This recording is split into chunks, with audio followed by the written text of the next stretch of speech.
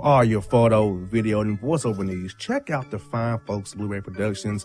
They will take good care of you. If you don't believe me, you can see for yourself. Check out their work at blueberryproductions.tv, the Facebook page, Blueberry Productions, also a Vimeo page, a YouTube page, and it's Blueberry, BLUBERRY, Prod on Twitter. Check them out today. Blueberry Productions, great people, great work, great service. Fantasy football season is fast approaching, and if you're looking for an edge this season, you need to contact the guys at Draft Day Consultants. The concept is a simple one. Draft Day Consultants takes your requests and connects you with one of their trusted analysts, who then guide you through your draft. Whether you just need a sounding board on decisions, or if you need them to conduct your entire draft, Draft Day Consultants has you covered. Every one of their consultants has a proven track record of success and have conducted hundreds, even thousands of mock drafts. Thanks to this year-round research and analysis, the guys at DDC have an unmatched understanding of player values. So gain an edge on your league mates this season by hitting up draftdayconsultants.com. That's www.draftdayconsultants.com. Now get after it, fantasy footballers. Hip-hop fans, I got a great album for you. The debut album from Family Grind ENT, TrueSpeech and 313 Fresh. We're going to give you 2 discs, 33 songs of pure, genuine hip-hop. Albums available on iTunes, Amazon, Google Play, illstreetrex.com, and streaming live right now on Rhapsody, Beats Music, Spotify, Xbox Music, Slacker Radio, and SoundCloud. Check them out today, TrueSpeech and 313 Fresh, Family Grind ENT. Believe in it, get it.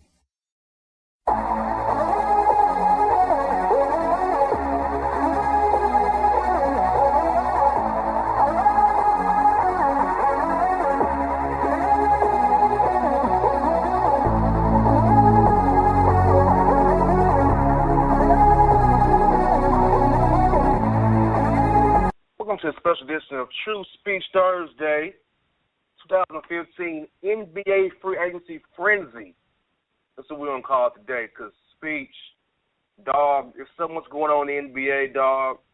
We got to put a whole show to it. So, dog, I'm going to start off with you like, man, DeAndre Jordan, have you ever seen something like that of a guy that makes so much of a difference between one team being a contender and another team going to the tank? What's your take on DeAndre v. Cuban, Clippers, Mavs, and how everything went down, bro? I'm going to be honest with you, man. I did not think DeAndre Jordan was going to lead the Clippers, and I'm going to tell you why. I firmly believe that DeAndre Jordan's best chance to win a championship would have been right where he is, because the Clippers have a chemistry. Even if they don't necessarily get along, they do have a chemistry, and they do have an amazing roster of talent. I mean, let's be honest with you. Look at their roster, now. You got Blake Griffin, Chris Paul, DeAndre Jordan. And after that, it really doesn't even matter who else is on the team. Like, just get out the way. Like, these are 3 legitimate superstars that can take over a game at any point in time, and I feel that his most effective chance to win and be effective is in L.A., and you're being headed by Doc Rivers, let's be honest. I mean, he's one of the greatest coaches to ever coach the game. So I feel like his best shot, and he knew that. He even went back to Doc Rivers and said, you know what, I made a mistake. Because he wasn't stupid. Don't get me wrong. I'm a Dallas fan, love Mark Cuban. I think Dirk is one of the best players to ever pick up a basketball in the history of the game. But right now, Dallas is not built to win a championship. They're not built to go into a deep, deep playoff run like the Clippers are. Not if the Clippers could just get over the second round hump, dog, then they're there. They are one of the top contenders. If they could just get over it. We're not going to talk about what happened last year. So let's just focus on DeAndre Jordan. And I'm not shocked at the move. I'm surprised, but I'm not shocked. You know, his best fit and his best ability to win and be productive is with the Los Angeles Clippers. Correct, dog. And think about this. Hey, he went to Dallas. Who's going to be the point guard? Devin Harris, J.J. Barea, Jeremy Lin.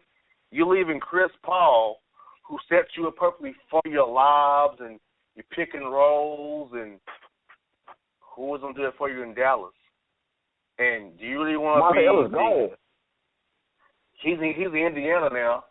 And so, yeah, I just was like, basketball-wise, it did not make sense for him to go to Dallas. It just didn't. Now, his agent Dan Fagan of Relatively Sports is real tight with Mark Cuban. So even it came out that DeAndre Jordan felt like his agent pushed him to Dallas. Not so much him, and they're going through the NBA moratorium period. People are allowed to change their mind. And just what happened, he was able to change his mind, not be stuck in a situation where he hates it. So I and say, okay, this may not be a good idea. He did it. Now, I know Cuban feels jilted and burned, and I don't blame him. But, hey, the man did what's best for him, you know. And I applaud him for making his decision. But, dog, this is what another debate has been. Should he have talked to Mark Cuban on the phone or answer his text or Parsons' text to say, I'm not coming rather than just give him the cold shoulder and ignore him? Because it looks like a bad breakup almost. You know how they don't answer the phone, they don't answer the text, and then it's like, okay, I guess that's the message. Like, silence is the message that I'm done with you. Should he have talked to Cuban and Parsons personally, or he was too guilty to talk to him? You know, I don't know, man. I'm gonna be honest with you. It's like it's that thing to equate it to a dating situation. It's kind of like you meet somebody, y'all vibe, y'all think it's going somewhere, then all of a sudden they're like, oh, well, I'm moving across the world tomorrow, so it's been fun, but I'm going back home. And you're like, damn, like I thought we was vibing, I thought we was good. So Mark Cuban's gonna be a little salty, but I mean, like you said, DeAndre Jordan's a grown man, and he has the ability to make up his mind and do whatever he want to do. He knows, and he knew in the back of his mind and in the front of his mind that Los Angeles was the best place for him. But like you said, man, he got these dumbass agents around him like, hey, shop around, man, go to Dallas. They might pay you more money. Let's and that's a great point that I want to hit on, dog, the money. A lot of these moves that have been made off season, man, and me and you talked a little bit. I got to quote you on one of the terms you use, monopoly money, dog. These players have been throwing around monopoly money to court some of these guys. And, yeah, the money is attractive, but at the end of the day, you have to ask yourself, okay, outside of the money, what am I going to get here? Because, I mean, let's be honest, you know, most of these players that are in free agency right now, these are solid, legitimate players who, if they manage their money right, they should be sitting on a nice little, you know, nest egg. So it comes down to legacy. What do you want your career to be? What do you want your win total, your points per game? Do you want to set some records? Do you want to win championships? Do you want to be competitive? These are things that some of these players are thinking about, man. And like you said, Dallas is a great team. I'm not faulting them for that, but you brought up some more points. Who they have that's really going to dish the ball to DeAndre Jordan like Chris Paul? Nobody. Monte Ellis, Indiana. Jeremy Lin, Charlotte got him. So my whole thing is, for a player like DeAndre Jordan, that must be facilitated through, and two, you don't have nobody in Dallas who's going to do that for you, dog. And if you think, and DeAndre Jordan really had a reality check, I feel, when he really remembered who is his star in Dallas, Dirk Nowitzki. Dirk got a couple good years left in him, and if DeAndre Jordan actually thought that he had a chance of becoming the number one offensive target over Dirk Nowitzki in Dallas, he is crazy. He picked up on that, went back to the Clippers. Doc, I'm sorry. I'm at practice next week. What up? So, you know, Mark Cuban is going to have to get over it. Yes, indeed. And folks, this is the NBA Frenzy on the Bossman Show, TrueSpeech Thursday, especially this on TrueSpeech Thursday, where we're talking about the NBA free agency. And I tell you what, dog, Wes Matthews came up from this, though. He got a max deal now. 4 years, $70 million now because of DeAndre Jordan, so he should thank him for that deal.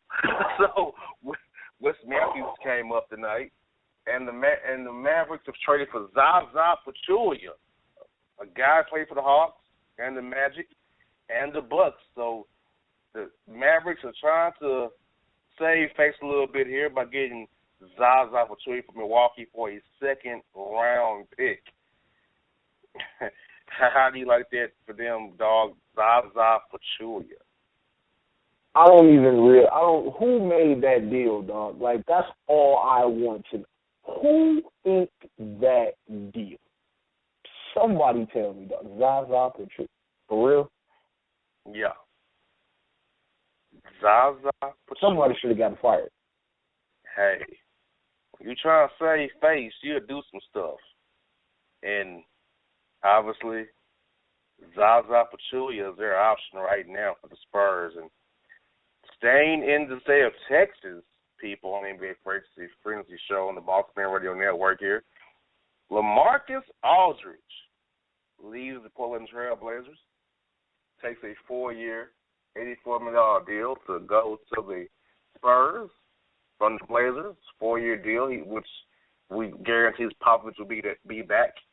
Danny Green, 4 years, $45 million to go on. Boris Diaw, who's still there. Kawhi Leonard resigned for the next 5 years, $95 million. Tim Duncan's contract is 2 years, $10 million. Ginobili's coming back on a 1-year deal with $2.8 million. Got Patty Mills there and David West, another guy, dog. He took $11 million haircut to go for a ring. Dog, I'm sorry. You can't replace $11 million. I feel like when he's 60 years old, 70 years old, I'm like, damn, I left $11 million to chase a ring. Damn, I was left $11 million. I'm sorry, dog. I'm getting what's coming to me. You know, $11 million is $11 million, dog, and I'm sorry. But the Spurs are going to be one of them teams on OKC. The Clippers, that can possibly win a title out the West with Golden State. It's going to be the Wild Wild West once again out there with all these teams. And, hey, it's going to be a heck of a game in the Western Conference with Dallas dropping out, OKC coming up, Phoenix still right around there, Utah right around there, Houston, you know, it's going to be interesting. Dog, so what's your take on the Spurs upgrades this off season? I'm gonna be honest with you. The way I feel, like, and I'm not a Spurs fan. Everybody that's listening knows that I'm not a Spurs fan. I'm a fan of the individual players, but I'm not a fan of the organization like that. The way I see it, the West is the Spurs to lose. If they lose the Western Conference, dog, I will be shocked. Don't get me wrong. It will be the Wild Wild West. And I know it's going to be an extremely competitive conference this year. But really, if anybody heard the names you just called off on that roster, bro, on one team, like, you got to be joking. Come on, if everybody comes back and they're healthy and productive, it's the Spurs Western Conference to lose. And to be honest with you, it's the Spurs championship to lose. I think the Spurs should be at least, I got to give them maybe 4 or 5 to 1 odds going in next year, bro. And that's being skeptical, realistically. I want the Cavs to do it because I've bought back into what LeBron is trying to do for the Cavs. So my prediction, and I'm making it right now, July 10th, 2015, Spurs and Cavs next year for the NBA championship. That's how I see it playing out. The Spurs are loaded up. They locked in some great talent for the future. And what I love about Greg Popovich and what I love about the Spurs organization, what they've done, they've solidified themselves moving forward because they know that, you know, Tony Parker, Tim Duncan, and Manu Ginobili, they were getting up there in age. Of course, they're still one of the best gel teams in existence. But let's speak on reality for a second here. The guys can't play fair. The human body isn't designed to do that. But what the Spurs have managed to do, bro, moving forward, they have solidified themselves as a contender for the next 4 to 5 years with their free agent signings. And they did it so just tactically and strategically, man. It's crazy. Like you said, they got Kawhi Leonard already locked in. Boom, they got Marcus Aldridge. They rolled in all these new pieces and signed them to multi-year contracts, locking them down for the foreseeable future. They have made themselves a competitive force to be reckoned with every year in the Western Conference Finals. And I believe that for the next few years, the road to the championship from the West will go through the Spurs. And that's just being honest. I mean, for the next few years, you have to go through San Antonio if you plan on making it to the NBA Finals. I can see that. And And I'm looking at the Western Conference. Portland's got weaker. I mean, I'm not about to say that Al-Farouq Aminu and Ed Davis are going to make you better. They're more so retooling that, well, I call it rebuilding. They call it retooling. You're not going to be that good. Phoenix, I think, has got better. With Brandon Knight, Tyson Chandler out there, Mr. Tulovich from the Nets now just signed with their one-year deal. So I think that the Suns have got better. I think they'll take Portland's spot. I think OKC will take Dallas' spot in the top 8. But I'm telling you, the most talented teams in the Western Conference, if you ask me today, are Houston, OKC, Spurs, and the Clippers, with OKC and the Spurs for the conference finals. Because a healthy Durant, Westbrook, Cantor signed a 4-year offer sheet with the Blazers, but I think they'll match that deal. He'll be back with the OKC Thunder. So that means that Steve Novak will be traded to get on the luxury tax. Kerry Jones III. OKC's going to go in cost-cut tax bills saving mode. That's what they're going to do. But with Durant, Ibaka, Cantor, Westbrook, Deion Waiters off the bench, Cameron Payne and theirs drafted, Kyle Singler shooting threes. It's basically like Kyle Singler, as Mason would say. Well, I think they'll be all right. The Western Conference is going to be okay. Memphis Grizzlies are kind of stuck again. The Grizzlies have not got shooting. The Grizzlies need shooting. They've got none of it, bro. I mean, do you want to call Matt Barnes a shooter? I don't know about all that. Andrew Harrison from the Kentucky Wildcats, he's not proven. Signed a local guy, Brandon Wright.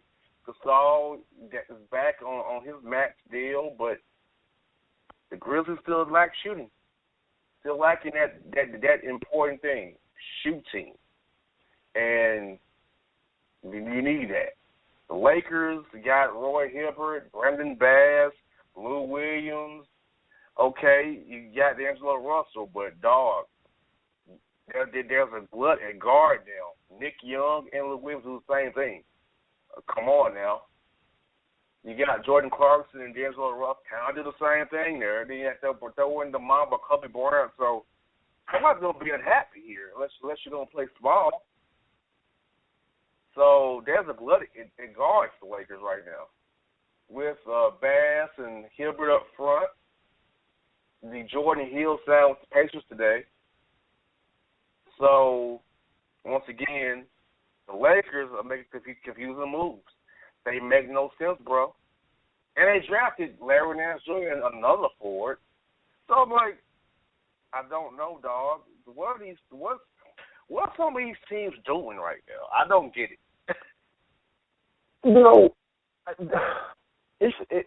And what's funny is I saw an article today where it said that Los Angeles is no longer attractive for players.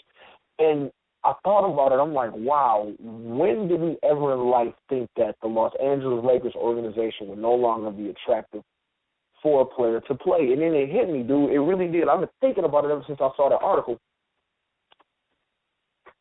It's not. If I was a player in a situation where I wanted to go somewhere in Los Angeles, the Lakers were one of the options. I don't know if I would definitively say, you know what, all right, cool, I want to go play for them. But let me explain why. Like you said, the Lakers, they're not filling their proper voice, bro. They're really not. And I think that they are banking too much on Kobe Bryant. Let's be real. Kobe Bryant is undoubtedly, unarguably, one of the greatest players of all time, period. But he's also approaching 40. He's had way too many injuries. He's at the twilight of his career. So if you are coming into the Los Angeles Lakers organization, all right, you have to ask yourself this question.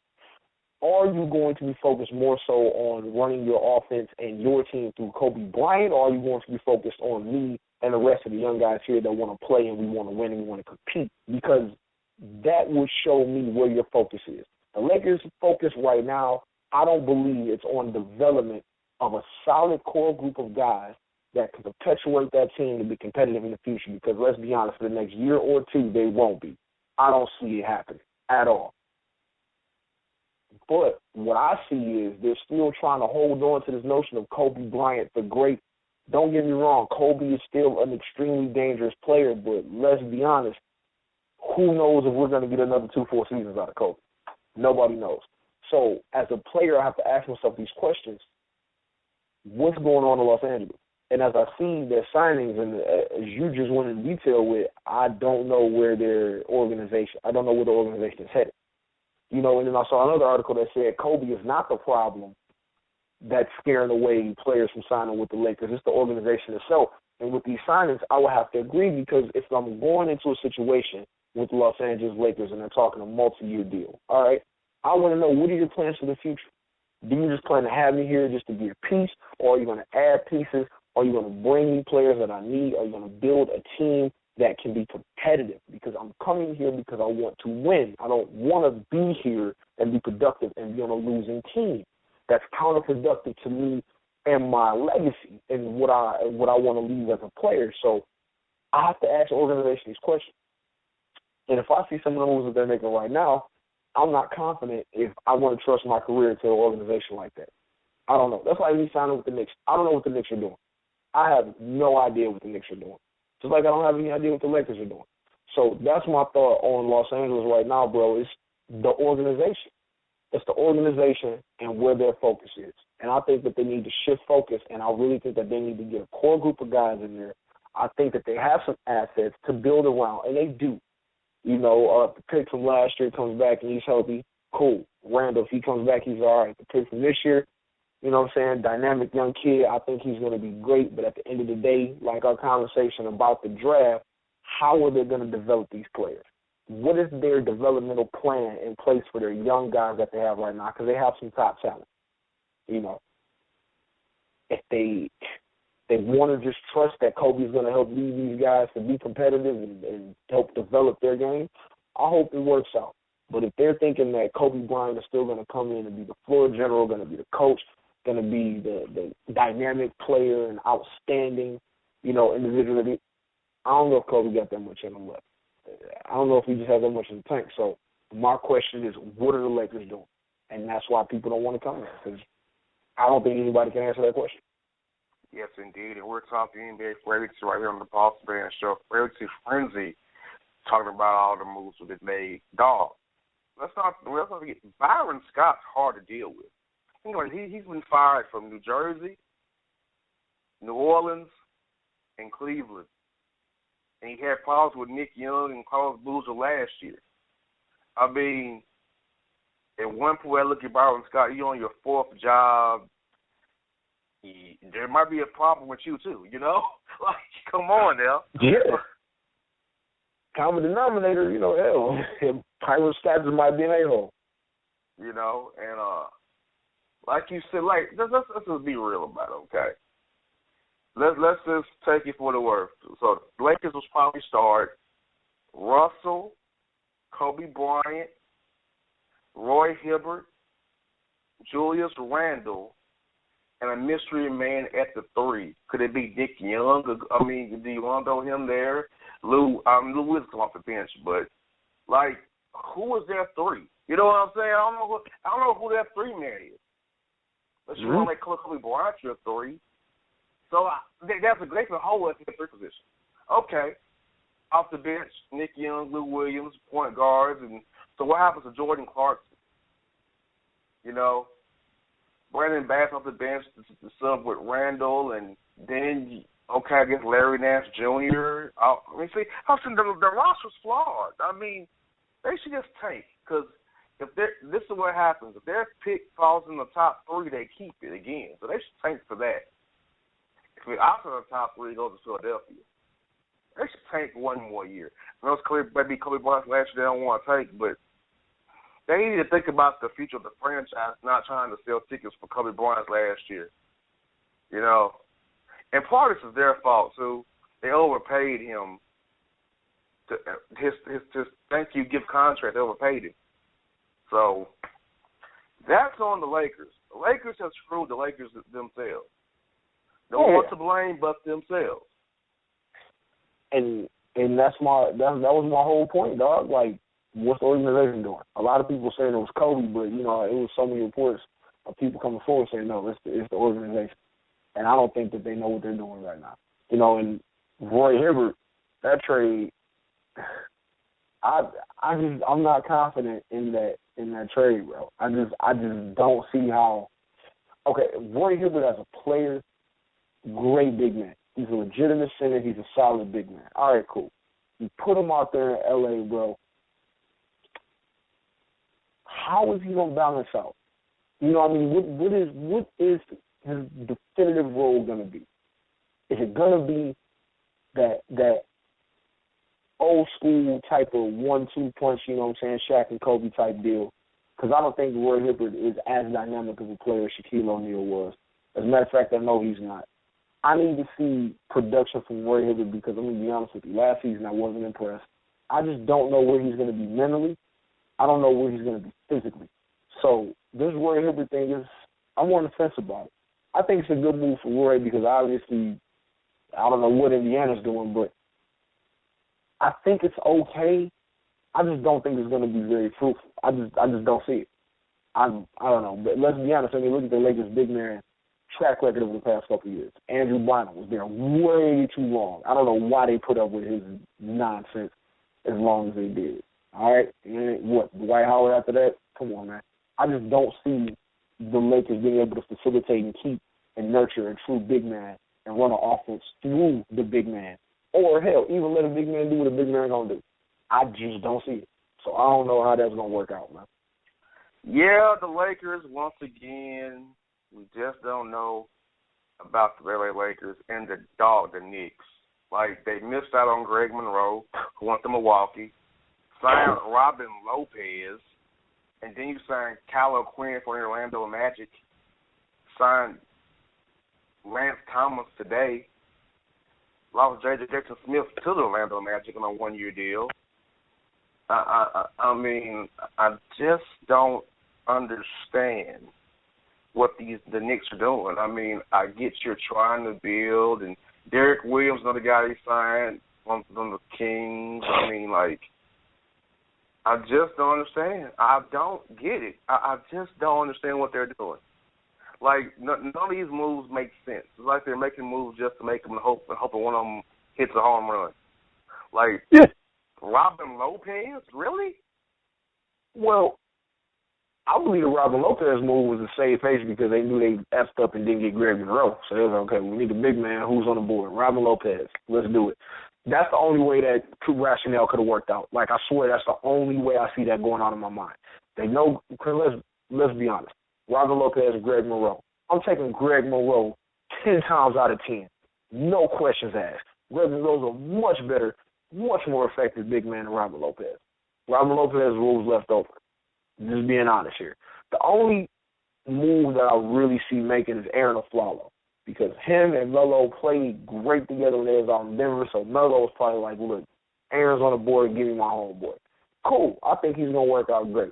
Other than that, I don't even have too much faith in the Knicks moving forward, dog, because I don't know what they're doing. And didn't Porzingis get injured like his second practice or something like that, 5 minutes in the second practice? Heard he suffered a hand injury. I forgot the kid's name. It's got to be Porzingis.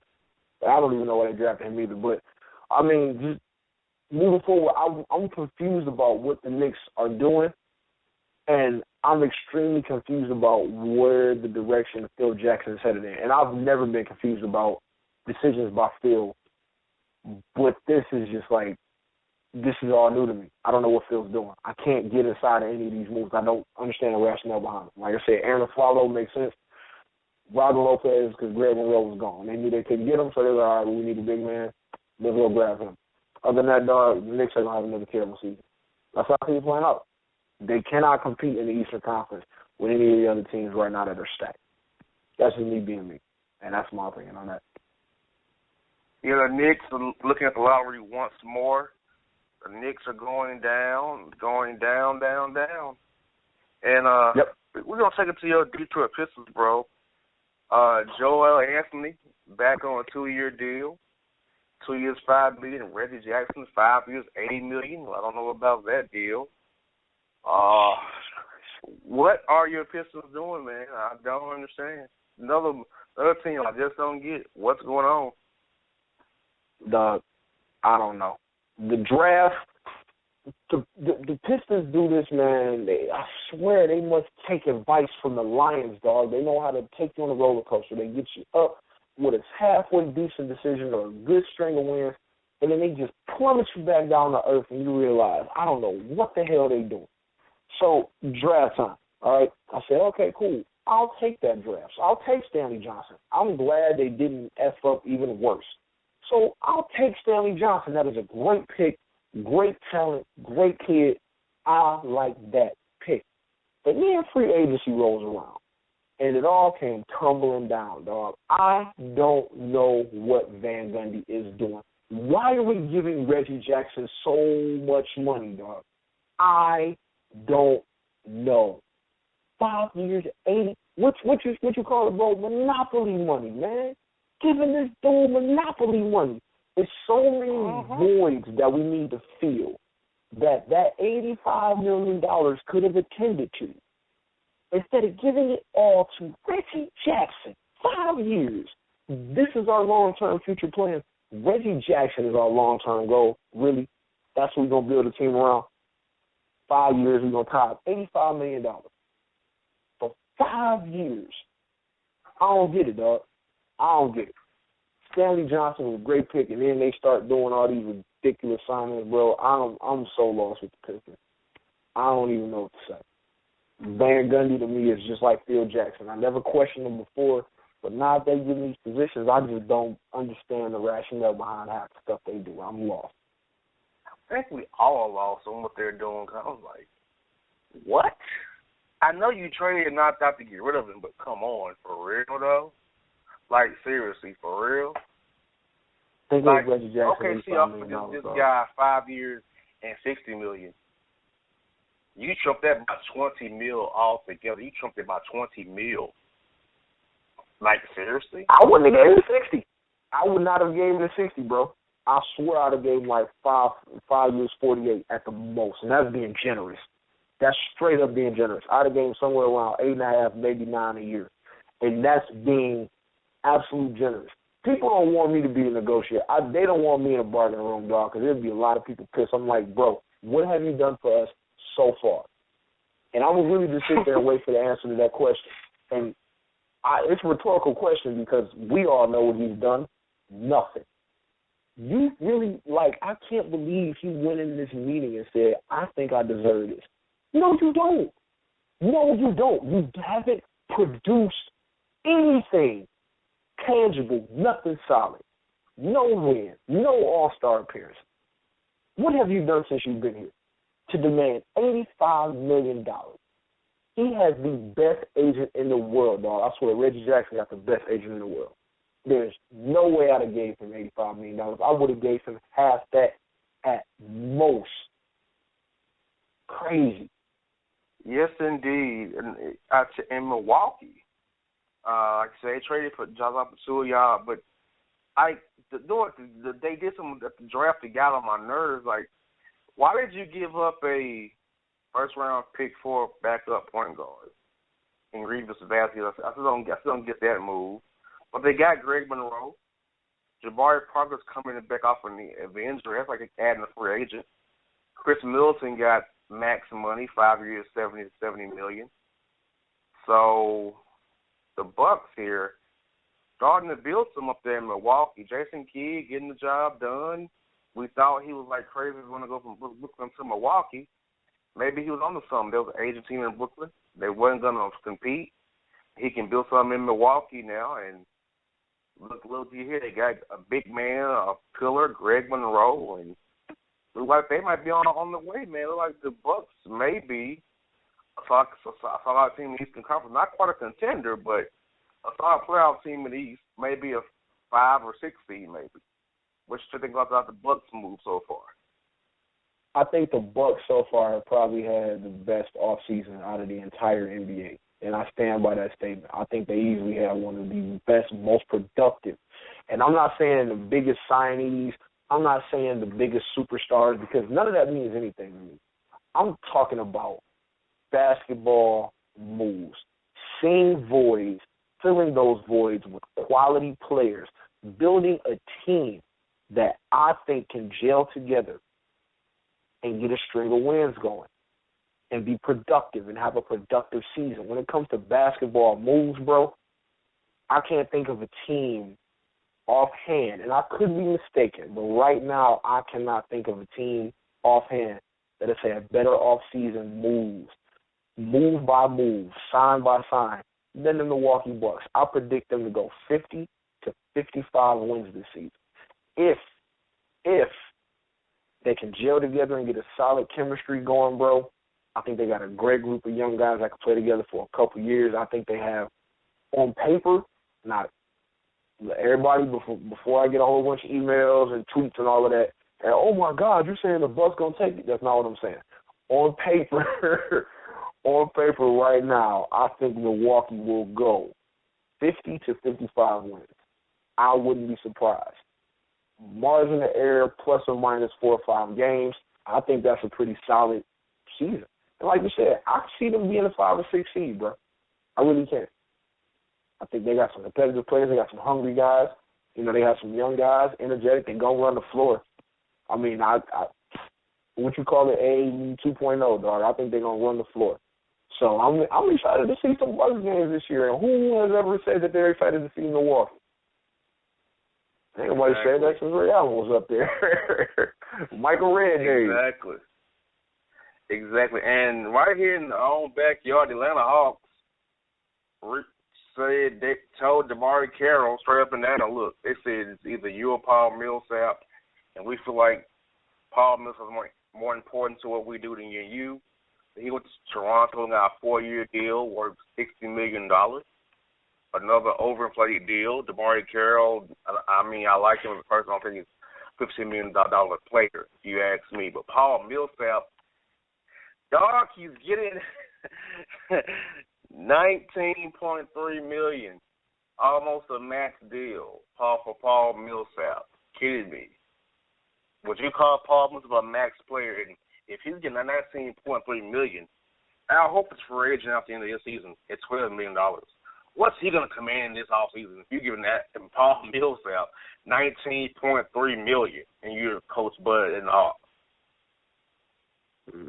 Man, you said it best, dog. Monopoly money. These numbers can't be real for the caliber of players. My whole thing is their pay should be based off their performance, not a name, not... My problem with these NBA cats, dog, and why I 100% believe that these new NBA dudes are soft. And yeah, I said it. Because they're so blinded and consumed with the dollar that they don't put their heart and soul into the game like they did back in the day. Players back in the day made a 10th, maybe even a 12th of what these guys are making. But they gave it everything they had day in and day out. They produced. The numbers were solid. And when they went to go negotiate and they asked the question, what have you done for me? They can say, I've done this, and this for you. I bought you banners. I bought you wins. I put butts in the seats to see us compete. These guys, they just go to whatever team is trying to pay them the most money just because of their name. I'm like, dog, what have you done, bro? What have you done? That's the only question I want to know. Forget what you did. Forget what you want to do. Forget what you expect to do. What have you done for me, and what are you doing right now? I don't get some of these contracts, man. There's no way I gave DeMar Carroll that type of money. And I like DeMar Carroll. I like him. I think he's a great player, but I wouldn't give you that much money, dog. Which is why, once again, people don't want me to be on the other end of the negotiating table at all. I'm going to pay you what you're worth. I'm going to pay you what you did. Like, bro, this is what you produce. Let's talk. Because these guys are just getting paid off names, man. This is crazy. Well, a name that's not really getting paid, Linsanity. 2 years, $4.3 million from Charlotte. So, when Linsanity Bub is fading, all he could muster was the biannual exception. That sucks. That sucks. That sucks, bro. I'm not even gonna lie. Yeah. Then I want to go in deep in it, but I can't. and looking at the Orlando Magic, Jason Smith, 1 year, $4.5 million. Tobias Harris got a max deal, 4 years, $664 million from the Magic. Miami, Goran Dragic, 5 years, $85 million. Luol Deng opts into a 1 year, $10 million deal. Dwayne Wade, 1 year, $20 million. And according to reports, Amar Stoudemire will be signing with the Miami Heat in the next few days. Okay. I like Miami. You know, I definitely wouldn't have gave Goran Dragic that much damn money. You just say 5 years, $85 million? Yes. Jesus Christ, that's a lot of money.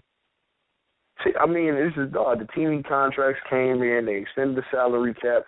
Now they just throwing numbers at these guys, bro. They're just tossing money. Just Goran Dragic, really.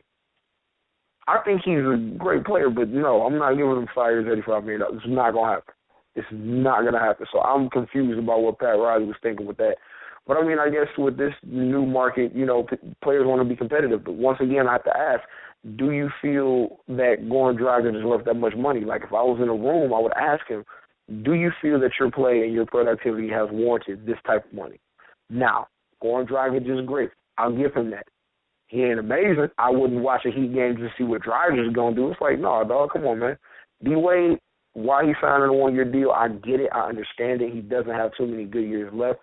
And Dwayne Wade is one of my favorite players, but at the end of the day, his body has taken so much abuse that I think if he continues to play, he's going to critically injure himself, unfortunately.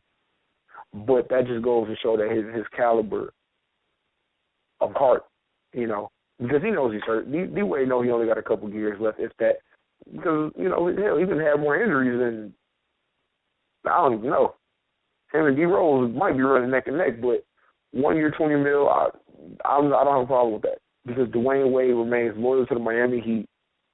He's literally reinvigorated that franchise. And, you know, he deserves it. So I think that's cool. Goran Dragic, whatever. Wow. I didn't know his contract was that big. But what can you do? Monopoly money. Dog, you know the one team who's not chasing free agents, dog? There's one team who's not chasing free agents. You know what that team is, don't you? The 76ers. They don't want a free agent. AAU 2.0. They want undrafted free agents. They want big league guys. They want ping pong ball. Man, I would tell you this, dog. I think the 76ers are going to be the most exciting losing team this season, man. I just don't see them having the necessary pieces to put together a deep playoff run. I don't see it. But I'm going to watch the Philadelphia 76ers because I think that they're going to be exciting to watch. They got a young team. They got a whole bunch of bigs. And I think they're just going to run the flow. I think they're just going to have fun, dog. AAU 2.0, and this is going to be kids being kids having a good time. That's what I feel. You want to watch professional AAU basketball, watch Sixers games on Comcast Sportsnet. I'm telling you. Yep. I'll tell you that right now. It's going to be entertaining, dog. Hey, I'll put it like this. They probably will win the number of highlights that we're going to see on SportsCenter's top 10. I promise you, this is going to be between them and the Clippers.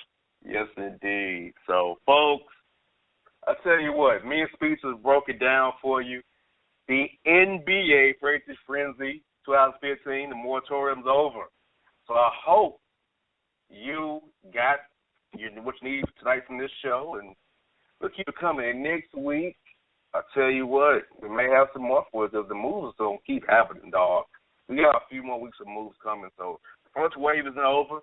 We're in wave 2. Then we're on to wave 3. Then we go to this gals who are just trying to get a job. So we'll see what's up with that, folks. So everybody, as I tell you every week, man, go to the new site, BossmanRadioshow.com. John's got that going up. Join us on the Connect site. Follow us, BossmanShow.com/Connect, and also Instagram, Speech, Bossman Show, Twitter, My True Speech, Bossman Show, Joe the Bossman. So, folks, hope you enjoyed it. NBA, it's going to be exciting. Speech is the boss man, folks. We out. And if you don't know, now you know, you know.